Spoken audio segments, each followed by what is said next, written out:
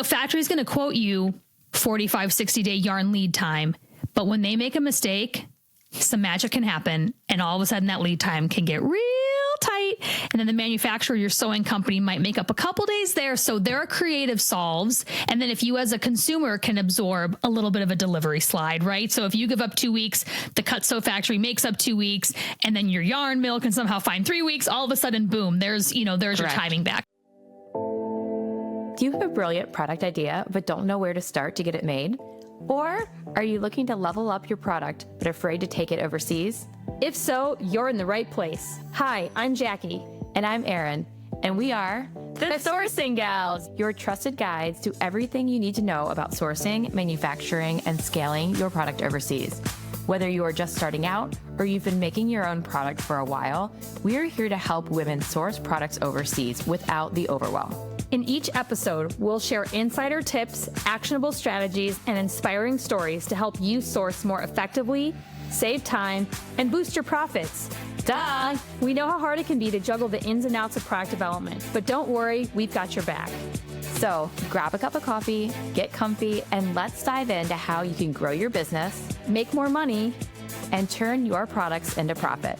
Welcome to The Sourcing Gals. Now let's get started. High five.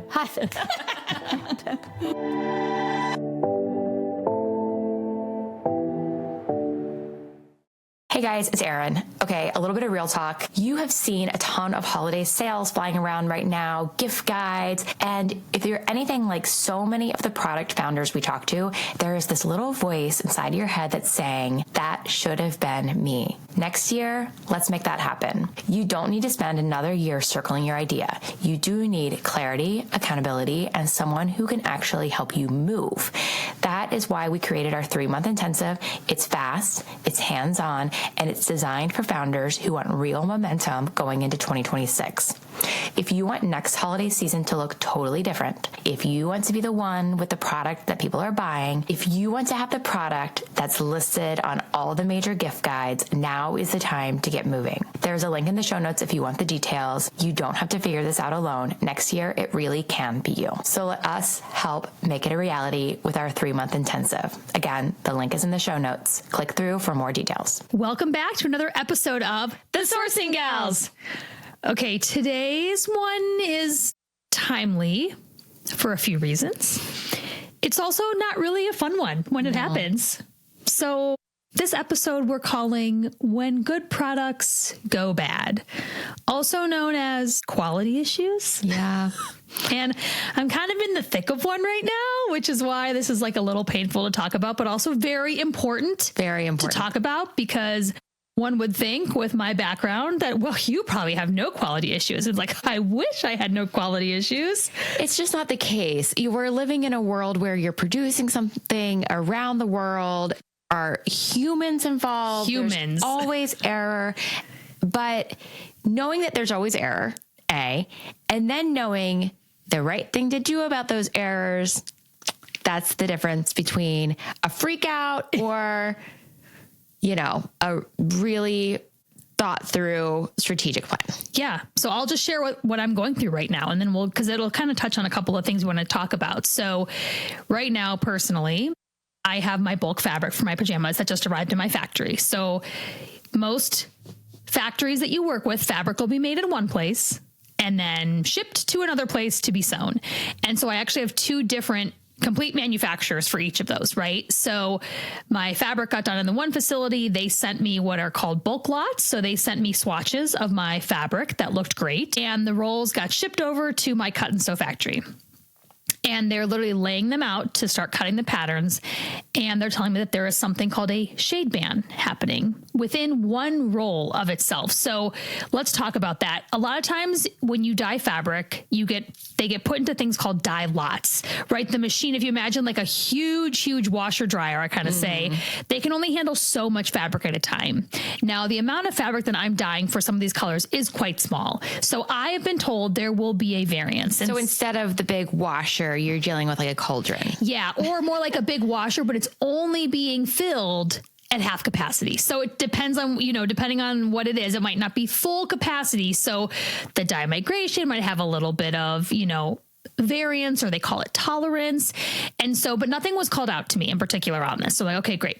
So my factory now is laying fabric out and it's actually my black fabric. And they're saying, hey, we're seeing 3 different shade bands within one roll of fabric. So they're saying from the beginning of the roll when they laid it out to the middle to the end, they're noticing 3 different colors basically. Interesting. And so what's happened is that my factory, because they pay attention to quality. That is something that they pride themselves on. These are good questions to ask your factory. What QA, quality assurance practices, do they have in place? So they have a team that will check the fabric before they start cutting to make sure there's no issues with that. And I will say that it's in the factory's best interest to go over any material that comes to them, because if they ignore it and they sew up all your goods and ship them to your doorstep and they're bad, that responsibility falls on them. Yeah. And especially they didn't make this fabric also, right? So if it was their own fabric, they'd be checking it. But especially because it's not their own fabric, they're also probably putting a really critical eye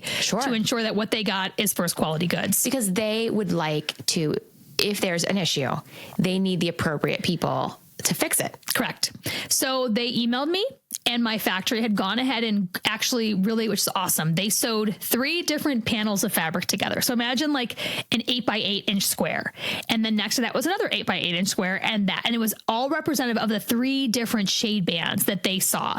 And to be fair, I mean, they have a discerning eye because it is not, you know, a lay person on the street would maybe notice if you called it out.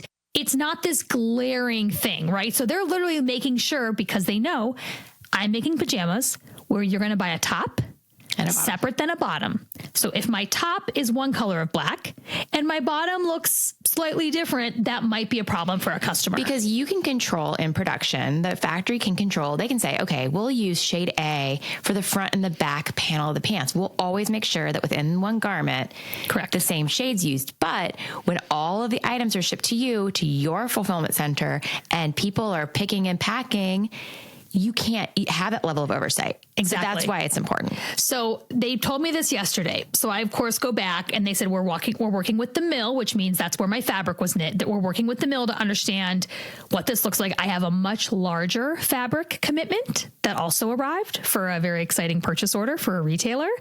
And so my factory's like, we need to check that order. Because what they're working on right now is my small e-commerce order. So they need to make sure that at a larger scale, this isn't a much bigger issue, because that's a whole nother can of worms, right? So I'm not going to freak out mode there yet. Right now, I'm like, let's focus on our e-commerce order. What can we do? Yeah, so, holidays around the corner. Yes, we need to get these goods here shipped like in 2 weeks, literally. So what they have done on their own, right? I go back and ask a bunch of questions, and like my factory does, because they are amazing. They're already ahead of the curve, right? So I asked, hey, can you send me in person those 3 different shade bands so I can see them? Because they took a picture and sent it to me in an email. So I'm like, I want to touch feel. She goes, great, don't worry, they're already in the mail. I sent them yesterday, of course, as she did, right? I'm like, fabulous. You're so amazing, Stephanie, thank you. And so they're already in the mail to me, so I can look at them first of all and say, okay, really, how big of an issue is it? Okay, what if a top was in one shade band and a bottom was in the other? Now, luckily, I asked her, did you have enough to finish the quantity that I asked for you? Because basically I bought, call it 500 yards of fabric. I only gave them enough orders to cut half of that because I want to save the balance half, read how selling goes, and kind of react. So my factory's willing to do that for me, which is amazing. So you're thinking, okay, if there's enough, you can maybe cut it all in one shade band and then send the balance back and still make your time. Correct. So right now, her reply back to me today was, we had enough to fill the first order and everything matches. Amazing. She goes, we're now going through to see what is left of the bad shade bands, how much we own of each. Because, for example, I have a couple new styles. I have a nightgown, call it a sleep shirt, that has no top or bottom. It's one piece. So great. That third shade that's off maybe is my future only nightgown shade bands, right? Sure. And in the meantime, I have my mill go back and say, hey, I need you to replenish this fabric. And like, this is not acceptable. Or I can accept it, but I need your help getting me back in stock in the correct color. Now, I'm asking this question for the listeners. Yeah. Dear listener, do you have to pay for that fabric? So it depends. If I choose to keep the fabric and use it for first quality goods, I will pay for it. If I deem it, when I get it in my hands, if I deem it within a not commercially acceptable shade band, which is a very touchy thing to say because it is a little bit semantics. It is a little bit, there's not an actual line in the sand typically that says this is acceptable and this is not. It's subjective. Subjective. Thank you. Unless there are some, if you are a large retailer, you probably have set standards. You've set shade band tolerances, it's called, of what they will and won't accept. Specifically when you talk about garment dye, or if you're doing tie-dye or washes like that, there's usually a shade band that you set that has an acceptable range. So my product does not have that. I'm not buying enough fabric to where it makes sense to go through the timing, the cost of doing that. So if that shade band comes back to me and it looks really off, I mean, we're talking, again, poor quality, a customer cannot match tops and bottoms, it will definitely be a conversation with my mill. Now, to be fair to my mill, they called out to me, you're not purchasing a ton of fabric.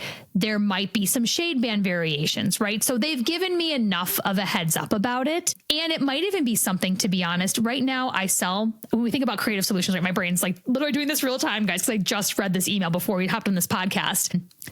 I sell pieces individually.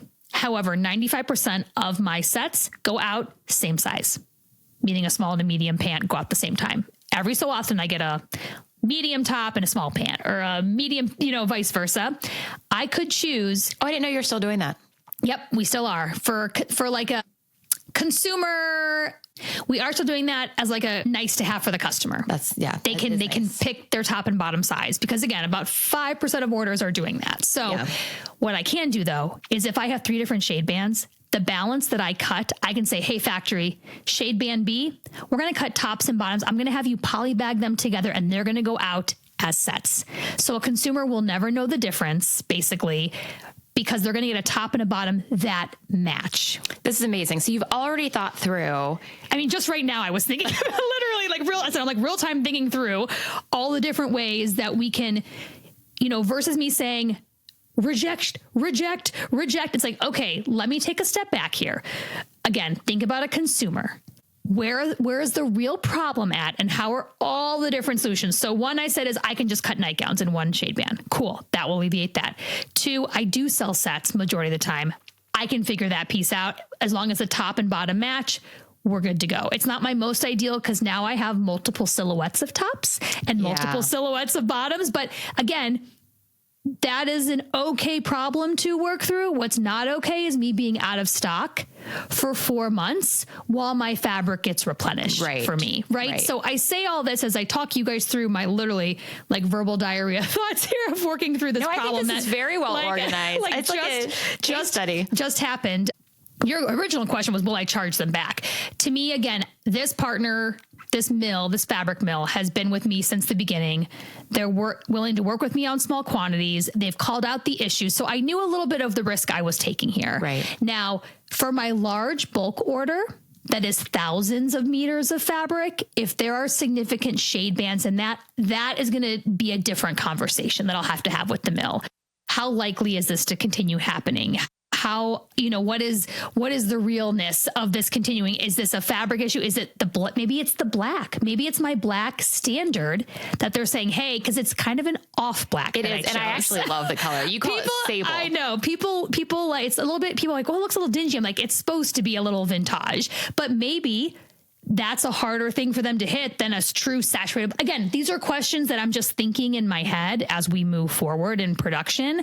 So no, I will most likely not charge them back. However, there have been times in previous productions, not with my own brand, but for other customers, where 100% I would charge the factory back. And instead of charging them back, basically it forces them to remake the goods. Because I actually had to deliver something to a customer at the end of the day. Especially if you can hit that time frame. So in my experience, I've usually been able to catch timing and had someone remake the goods. Correct. And then the mill can take that quote unquote off or bad quality back. They can sell it to the open market as like base fabric or something. They can do something else with it. And I can tell you, a factory is going to quote you 45, 60-day yarn lead time.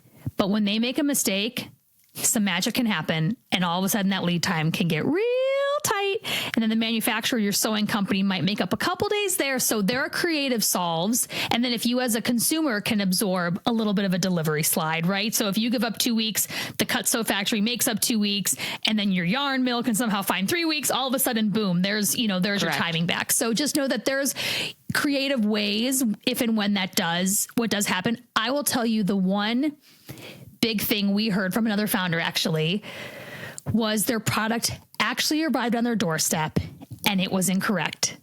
It was an accessory item and the zippers didn't function. That's a sinking feeling. I didn't go in depth with this founder. It wasn't a product that we had helped her with. It was something that she had done on her own prior. However, it made me think the importance of PPs and TOP. So I'd love to talk about this. I know we've mentioned this in our acronym podcast a while ago, but if you are a new to market product based, like if you are just figuring this out as you go along, I think the number one way to catch quality before it happens is requesting a TOP, a top of production sample. So Erin, why don't you tell everybody, what does that mean? What's the importance of it? And then I also make an asterisk, because you can also have a perfect TOP and still end up with shit. Like it can happen for sure, but this is a huge We'll talk about that too. I also wanted to say I did have an issue just last month with product arriving on a client's doorstep and having an issue.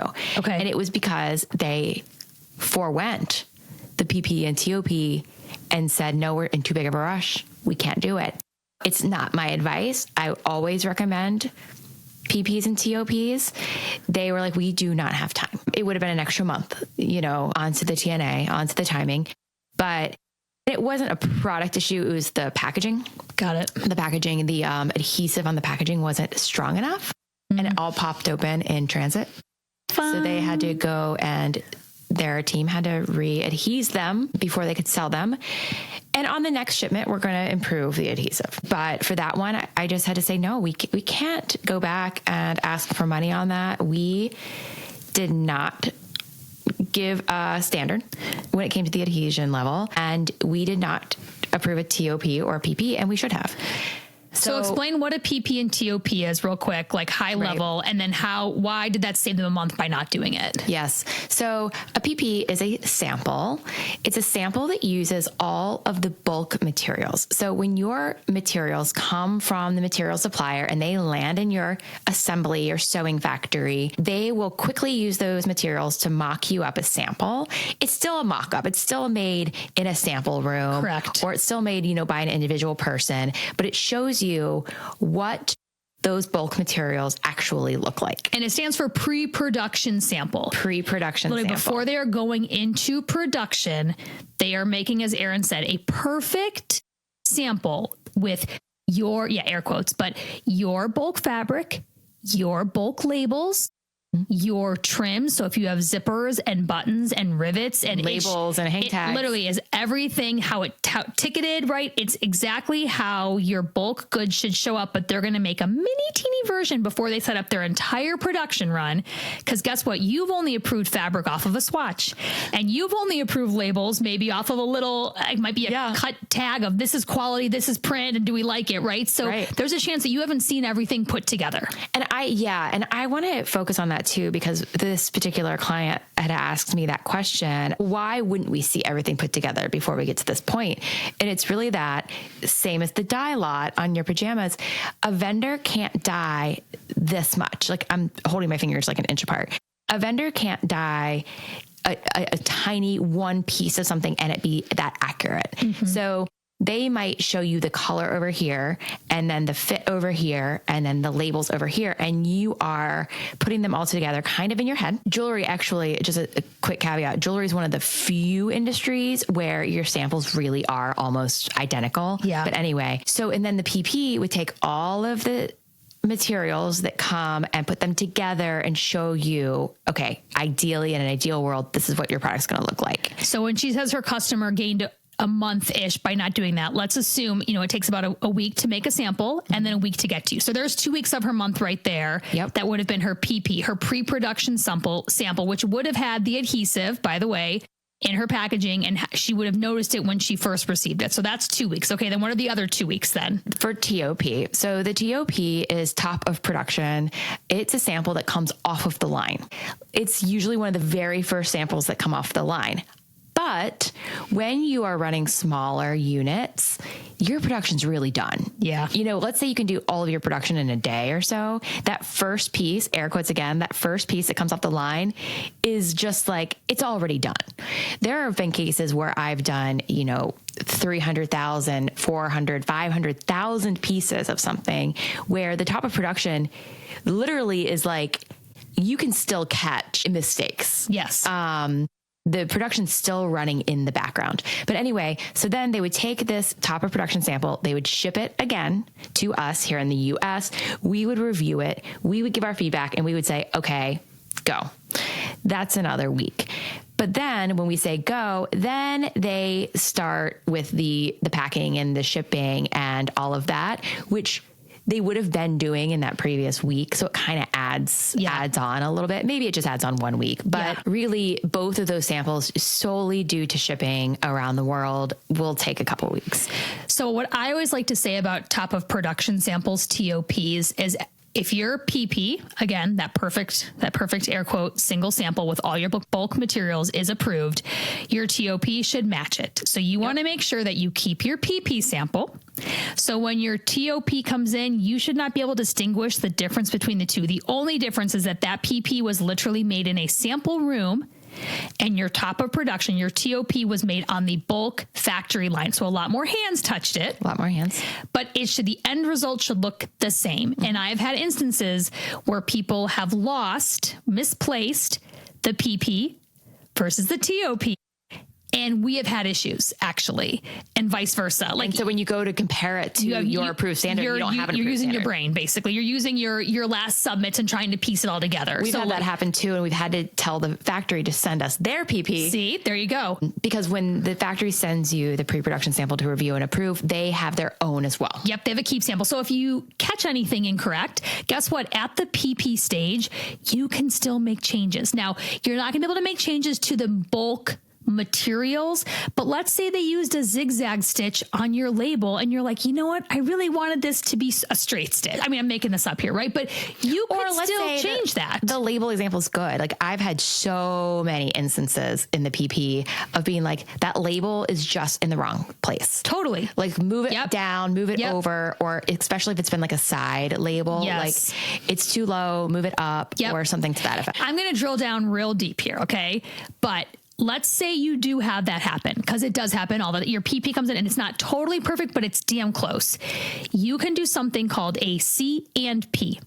Correct and proceed. Let's say your timing is so tight that to wait another 2 weeks for a perfect PP sample to be remade and shipped to you just isn't workable. You can ask your vendor, hey, I would like to C&P. Can you please send me a photo for reference with the new label placement, with the new stitching details? What is a scenario you would never C&P, correct and proceed in, Jackie? Ooh, if the fit is off. I was going to say fit, yeah. Totally. If the fit is off, if that PP comes in and you're like, what? Like that waistband's too tight, like that, I will wait. I will take 2 weeks all day long to see a revised fit. I would say a C&P comes to placement usually, even like a graphic placement. I do a ton of graphic t-shirts in my past. So if the placement of the graphic was a little too high in the neckband, I would say, hey, please remake it. The factory will still remake that sample, but guess what? It saves a whole week of transit to you. Yeah. So they're going to make it. They're going to rush it also, by the way, because they want to start production too, guys. They don't want to push your production out. They do not win that way. So they're going to rush that next sample, take a great quality picture for me, send it to me next day via email. I say approved. And even sometimes I will say, send me a WhatsApp, send me a WeChat, and I will give you that minute approval. Because guess what? Our night is their morning. So if they can send me a picture of that graphic, of that label placed at 9 a.m. They send it to me. It's my 9 p.m. Cool. Ding. You're good to go, off to the races. So I say that because sometimes there are some updates to PPs that you can make that are not going to affect your timing. However, let's say you get to TOP stage, like Erin said, and all of a sudden there is an issue. And guess what? Your production run wasn't very big and production's done. It's done. There are multiple approaches you can actually make when this happens. Because trust me, if you are in the business of manufacturing, it will happen. It will. you will put the QA checkpoints in and something's going to go awry. So I would just say from my perspective in the apparel world, I always try to take a step back from being the founder, or if this is your client, like you got to take a step back and say, if you're the designer, I'm a consumer right now. I put my consumer hat on and say, is this brand negative? How many times have you in the life have you said, is this brand negative? Is this brand negative? Like it's such a corporate thing in retail, but truly, will a customer, if they never saw the samples before it, if they did not see your PP, if they did not see what your original idea was, will they still buy it? And there's times where it's like, oh, hell yeah. Like it's just different than what I really wanted. And then you ask for a cost concession for the factory if they'll give it to you, a discount, and you probably keep your retail the same and you just make more margin, right? Like that's just something you can do on your end. But if it is truly brand degrading, if it's really that big of a deal, okay, then that's a whole different conversation you're going to have with your factory. If it would affect sales. If it would affect sales negatively. And then also, sometimes even if if it is brand degrading, if it is totally not possible, guess what? You at least are finding this before the goods ship, before you hopefully have paid the balance of your deposit. So you are still saving yourself money and time. And most likely, if a TOP is that horrifically wrong, the factory hopefully is going to do their best to make you a whole nother production run. Yes. I've encountered issues where it's so wrong that the factory will make a whole new production run for me. And then the factory will also pay to expedite the shipment. Yep. Air shipment. Pay them to air it. If I had it on a boat, then we would move it to an airplane and the factory would pay for that cost difference. If it was already on a plane, maybe the factory pays to overnight a bit of it so it can still go live, and then the rest is on a later plane. There are always solutions. Sometimes you do miss some time, but missing time on something that's brand negative, that's the balance, right? Mm-hmm. How many times have we sat in meetings and we're like, what's more important for this to go out on time or be right? And it depends on the thing. Yeah, it does. And I think knowing the right questions to ask as you're starting with your product journey, again, making sure that when you get your TNA, your timing and action calendar from the factory, which they should give you. For the love of God, put TOPs and PPs in there. Please make sure they have in their timing and action calendar a little line that says PP approval date and TOP approval date. And if they don't, you're going to be the expert asking those questions back to them. And they're going to say, oh, shit, they know what they're talking about. You're going to bake that in, have them bake that into the timing. And those are, I think, really important questions as you're vetting new factories and having those initial conversations with them. Ask them, what are your quality assurance checkpoints? Is there a team? I mean, my factory, going back to my fabric, they caught this issue. The mill didn't catch this issue, by the way. They shipped it, right? And I'm sure they have their own QA checkpoints because I've asked those questions. But now I have a double checkpoint, right? At the mill, it went through the mill's hands, went to my factory. And so they have a team that knows their job is to inspect the fabric. So you can ask those questions. What quality checkpoints do you have? A lot of people you'll hear as you start talking to bigger retailers, you have these third-party quality groups that come in, right? You pay money to have someone come in and inspect the goods. Well, every factory has their own in-house inspection team, and that should not cost you. That is part of your cost of goods. When they tell you how much that item is going to cost, they should have their own quality team. And so those are just questions to ask as you're starting to court new factories to make sure that you're trying everything you can do, they could do to help avoid a quality issue in the end, because then everybody wins. And really the third-party QA, that comes into play for me in my experience when the order is so big that you would be so financially just devastated by it not being correct. I was telling you just earlier today about a 1 million unit order that we had a few years ago, and we brought in third-party QA QC to oversee every single step of that order. Smart. It's really smart. So you can also, by the way, ask your factory to send you pictures along the process. Yeah. Hey, can you send me a picture of the goods on the sewing line? Hey, can you send me some pictures before you're sending me samples in person, right? Like they want to be transparent. They're not trying to hide things from you. They just want to do what their job as efficient as possible. But you could feel free to ask questions. Feel free to ask questions, and hopefully they're going to be able to come back to you with their whole quality checkpoint approval. Because the last thing they want is something called an RTV, which is a return to vendor. That means goods got here and they weren't right, and you're going to ship them back. Or guess what? Your customer or your retailer is going to ship them back to you. Right, which is expensive for everyone involved, and just you lose face, you lose trust and faith with your customer. There is another piece of the color or the craftsmanship standards that I wanted to bring up too, and that's with product that doesn't have on this is right and this is wrong. And so I worked in leather goods for a really long time. And in leather goods, you're burnishing. So you're hand burnishing these samples, and it is really a variance on what's acceptable and what's not acceptable. You mentioned garment wash earlier too. There's a range. There's a range. So you have to also, if you have a product that's handcrafted, artisanal, developing a range on what is acceptable and like at the low end, the high end. And what we had with the leather goods is we would have these charts with 6 swatches, and each one of those swatches was acceptable. If it didn't match one of those, not acceptable. And that's how we ran our QA/QC. Really, at the end, people were like holding it up to the acceptability chart. And if it matched one, good. And those ranges too, you know, you can have your ideal range, but the factory is also going to have to sign up to it as well, right? So that factory that you worked with felt comfortable saying that we can make bulk production fall majority within A to Z, you know, or A to D, right? And if it's beyond that, then the factory basically eats the cost. Yeah. You know, when something isn't meeting those standards, when it's not falling within a approvable range, that falls back on the factory. So if you feel pushback, I'm saying this because if you feel pushback by trying to make a really tight range or a shade band, there's probably a reason why, because the factory is saying, I'm not sure if that's actually workable in bulk. And that's what your mill said. They said that there could be some variance because of the size. And then I also have a client we worked on a project with, this was just last week, where the material that we're dyeing is a natural material. So it takes dye differently. Like different parts of it took it more saturated than other parts of it. And that's what it's meant to be. Yeah. But the factory's like, okay, we want to let you know, this is not meant to be an even color. And we're like, yes, we know. And they're like, well, you'd be surprised who doesn't. Yes. But so we had to establish like, this is okay, this is not okay for the levels of saturation of color.